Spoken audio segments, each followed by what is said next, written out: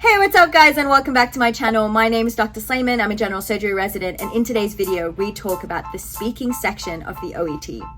So essentially, just before your OET exam, you get sent a Zoom link. It could be 2 days to 3 days before or after the actual exam date. And basically what you do is you speak to a proctor about 2 scenarios.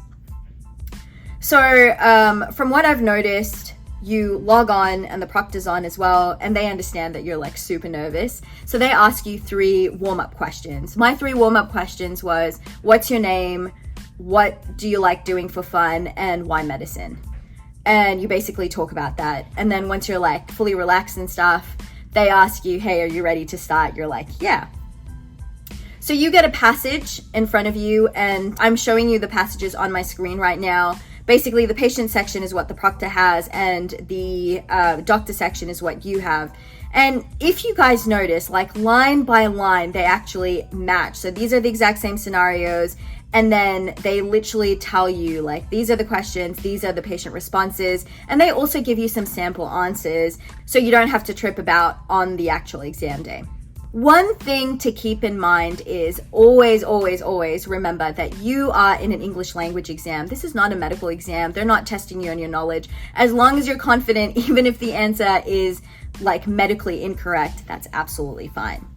So in my experience, before I started the actual section, so they give you like 5 minutes to speak, and then they give you about a minute of reading time. During the reading time, I asked my proctor, what would you like me to call you?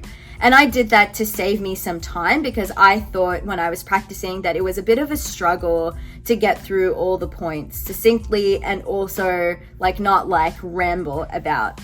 So you just basically ask them, hey, what would you like me to call you?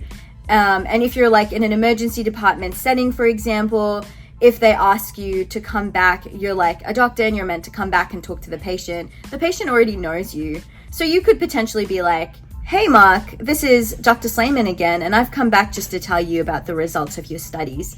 And that way, this saves you a lot of time. In a normal setting, you might go like, hey, my name is Dr. Slayman. What was your name? And do you have any concerns? But right now, in this 5-minute period, you want to be succinct and you want to hit all the points as much as possible so that you can get the points for that.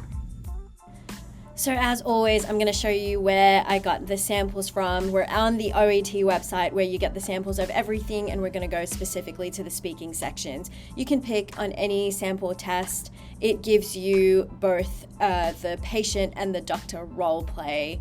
And I'm just showing you guys this as an example, and then I'm going to have it side by side. Alrighty, so now I just wanted to show you how the role play cards match. So the proctor is going to have the patient role play card, you get the doctor role play card. It's pretty much saying the same thing, and each dot point down below matches. So we're going to look at the doctor card. You see a 45-year-old patient who suffered a mild anterior acute MI 2 weeks ago. Recovery was uncomplicated, and the patient was discharged from hospital 4 days ago. She is now concerned about how much physical activity is appropriate during recovery.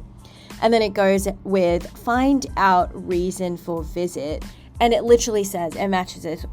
So if you look at the patient role play card now, it says, when asked, say you felt much weaker and very tired since the heart attack and you're worried, etc.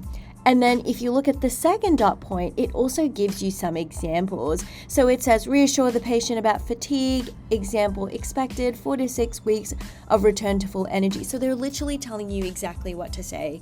The hardest part of this section of the exam is to go at a pace that's reasonable. You're not word vomiting, you're not waffling, and saying everything in a manner that's really good. To be honest, when I did the test, the proctor wasn't even answering the questions heaps.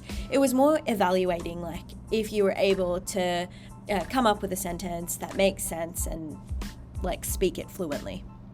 Alrighty guys, hope this video helped you out. If you have any comments or questions, please insert them below and smash the like button. Smash the subscribe if it helped you out.